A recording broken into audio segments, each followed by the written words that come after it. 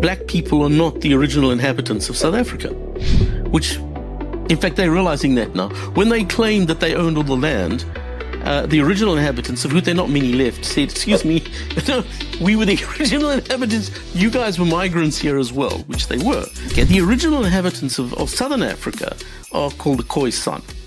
In the West, the Bushmen are Khoi-San. Hottentots are Khoi-San. But you can't use those words anymore. You now have to call them Khoi-San. Okay.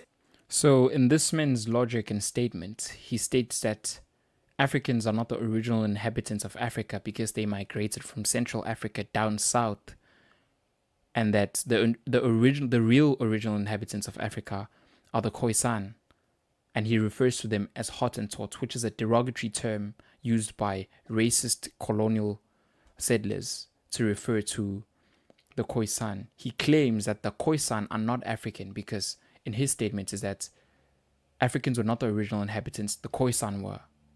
Which means he doesn't refer as Khoi-San people as African. I wonder what he refers to them as, but he probably is going to explain in the video. But to be clear, the Khoi-San people are African people. The Khoi-San people are people of the land. And yes, the Khoi-San people were on the western parts of the southern parts of Africa, while other tribes were on the other part of Africa. All right, now, and they were the inhabitants of the whole of southern Africa. So the whole of South Africa, at one stage, were Khoi-San. No, Cap. So the Khoi-San were hunter-gatherers, so they moved around. They were mainly at what we call, today we call it the Western Cape, but the western side of the southern parts of Africa, while the kind of northern side to the eastern parts, we had the people of Zimbabwe who migrated down to what is Limpopo now, who were called the Shona, and the Venda people were still were there as well. So the statement that the southern part of Africa was occupied by only Khoi-San people is false. Black people originated in what is now Cameroon.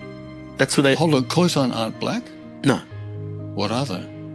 They're a completely separate ethnicity all on their own. In fact, if you look at them, they're kind of yellowy. They're a light brown yellow color, right. But they look more Asian than African. They do not consider themselves African. Interesting. That's a lie. Khoi-San people have never, ever not considered themselves African.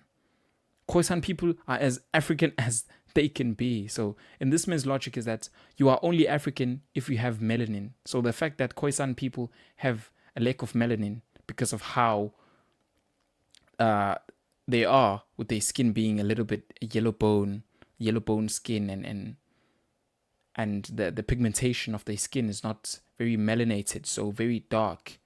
He claims they're not African. You are only African if you have a lot of melanin. So using this man's logic, I'm not African, and albino is not African, the Khoi-San are not African. What fucking argument is that? That's so stupid.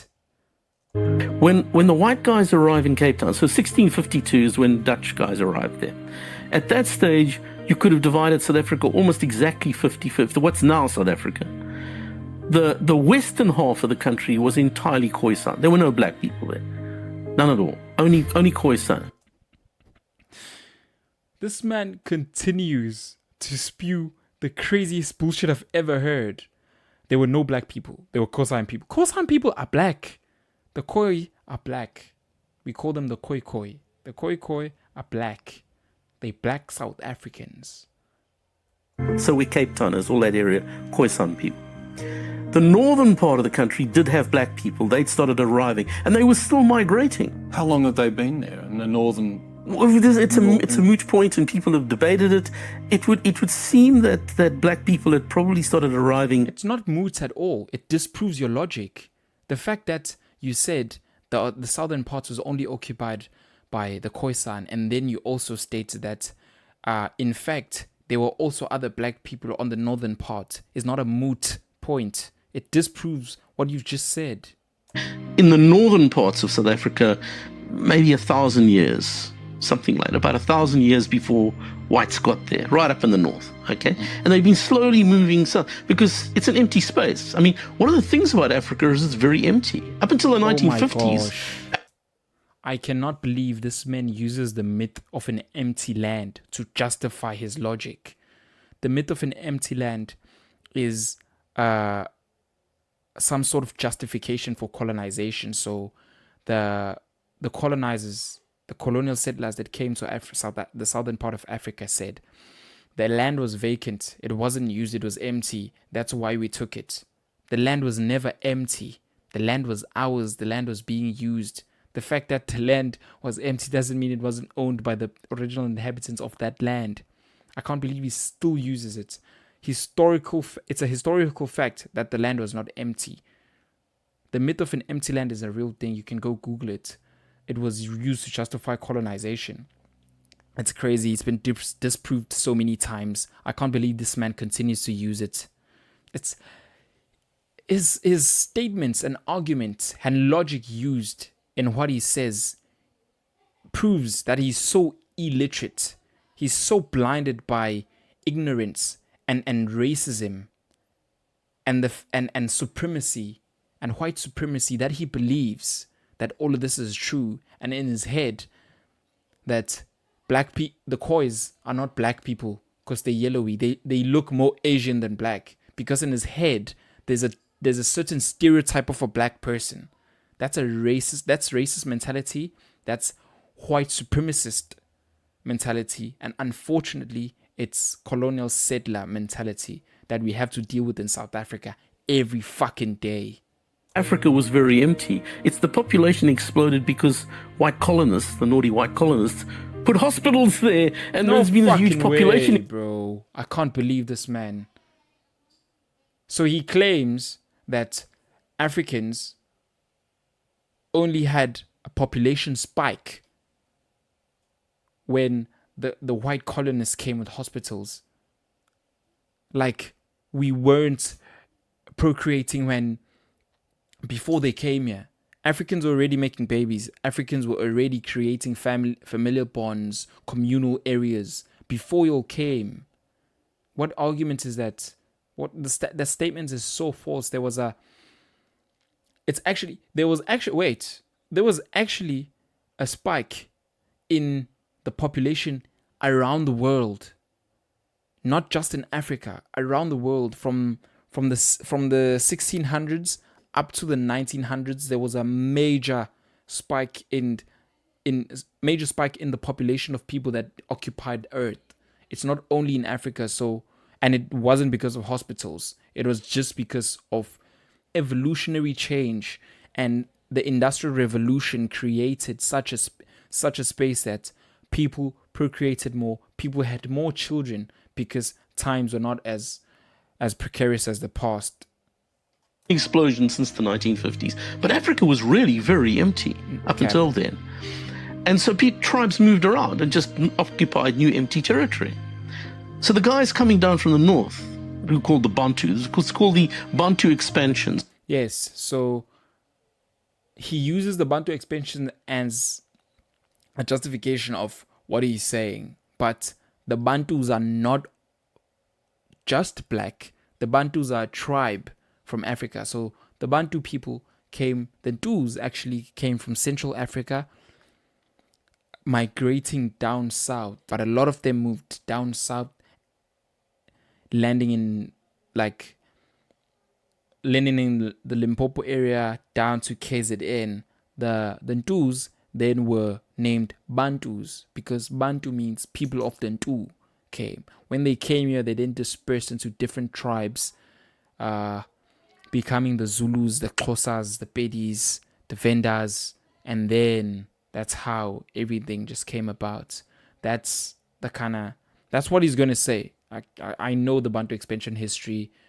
That's what he's going to say. When black people came out of the Cameroons, they'd been occupying South Africa and moving systematically south, down the east coast They were of South Africa. pastoralists, am I right? Yeah, they were pastoralists, yeah. Yeah, they were not hunter-gatherers, but pastorals. So for those who don't know, pastorals are people that domesticate and herd animals. So what the Zulus did, we didn't hunter-gatherer, but we had cattle, we had goats, we had sheep, and then we used the livestock that's been domesticated as food, as a way to barter and trade. That's what a pastoral is. Whereas the Khoi-San were hunter-gatherers. They were like aboriginals, okay? So they hadn't become pastoralists yet. The black guys are migrating down from the north and settling, doing exactly what white guys are doing. So white guys, the Dutch guys from Cape Town, were settling by moving westwards, eastwards, eastwards. Oh my fucking word. This illiterate imbecile.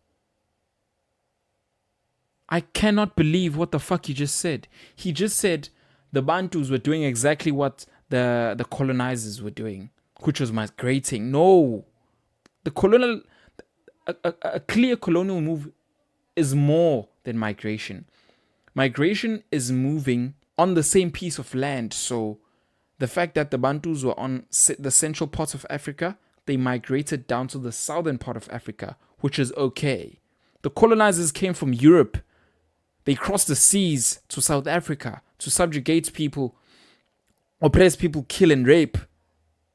It's not migration at all. It's colonial settling, not migration. And the great Julius Malema, I remember they like using this argument. I've heard this argument so much by white Afrikaner nationalists that black people are not subject to the land they want because they are also settlers in South Africa, just like the whites. I remember the AfriForum used the same arguments in the case against Malema. Ooh, the smart Malema disproved. He used such a good analogy that destroys this logic. It destroys this argument to pieces. He said, Your Honor, if I move from my bedroom to the dining room in my house, I am still in my house, which is exactly what the Bantus did in Africa. They moved from another room, which was in Central Africa, down to the southern part of Africa. Not what the colonial expansionists did, the colonial settlers did, which was move from Europe down to the Cape to use it as the Cape as a refreshment station because it was linking them to India when the Dutch East India Company was doing trade in spices and cotton with India. They stayed there for more than 100 years without exploring the inwards of South Africa. They spent so many years as a refreshment station without going up north, meeting with the original South Africans, which were the Khoi at the time, the Zulus. So what this man is saying, that colonial settlers were just migrating, is false. Migration and colonization are very different things. Very different things. So the white guys are moving from Cape Town eastwards, and the black guys are moving down from the north, and they met at a place called the Fish River, which is now in the middle of South Africa, at a place called, it's still called border. Everybody in South Africa calls that part of the country the border. Yes, it's called border because the apartheid government called it border, and it was never changed by South Africa's democratic dispensation, unfortunately. So we call that region border. Even though there's no border there at all anymore, but there was a river called the Fish River, which is where blacks and whites first encountered each other. And then it started 100 years of warfare between whites and the Xhosa, who were the tribe that they met there. So what this man is doing is bastardizing South African black history. He's making it seem like it was okay to be colonized, enslaved, killed, and subjugated in our own land because, no, white people were just migrating, just like you guys were. No, white people were not migrating. Migration does not happen the same way that colonization happens. Yes, they met at border, and then we had so the Afrikaners, the Dutch, met with the Xhosas at the border region. So the river that he's saying, they then had more than 100 years of wars. It's called the Seven Frontier Wars, that between the Xhosas and the Dutch settlers. You can Google it. It's South African history. This man uses that in a way that justifies it. So he's bastardizing our own history. We know our history. We're not all. We're not stupid as you think. That's the problem with illiterate, imbecile racists. They think that black people are stupid. They think that they think that black people are stupid. This is why they make these stupid arguments. He thinks that he's an authority on African history just because he's white.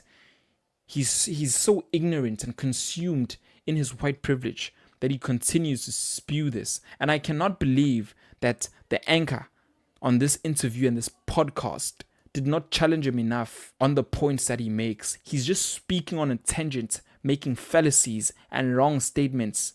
Okay, so at that point, that would have been in about 1700. So whites and blacks first encountered each other in 1700. Mm-hmm. Okay, so whites had already been there for 100 years at that point. Yes, exactly what I said.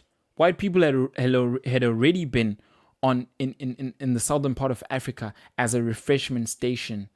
They never thought that the land had anything they cared about until they found the diamonds, until they found gold, until they found minerals, until they found cheap labor. Not even cheap labor, free labor. Free slave labor that they used. I cannot believe what this man just said, but I've been triggered enough by these kind of people and the kind of statements that they make.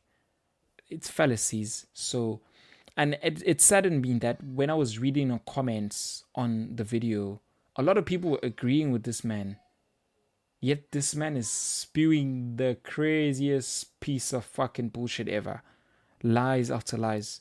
I'm so tired of people speaking on a tangent without being challenged. That's why I created this channel. To create a space for other people and myself to challenge the fact that, people just speak without being challenged on their points or their logic. Speaking on a tangent, making fallacy statements like this man did. But tell me what you think on the comments below. Please like and subscribe.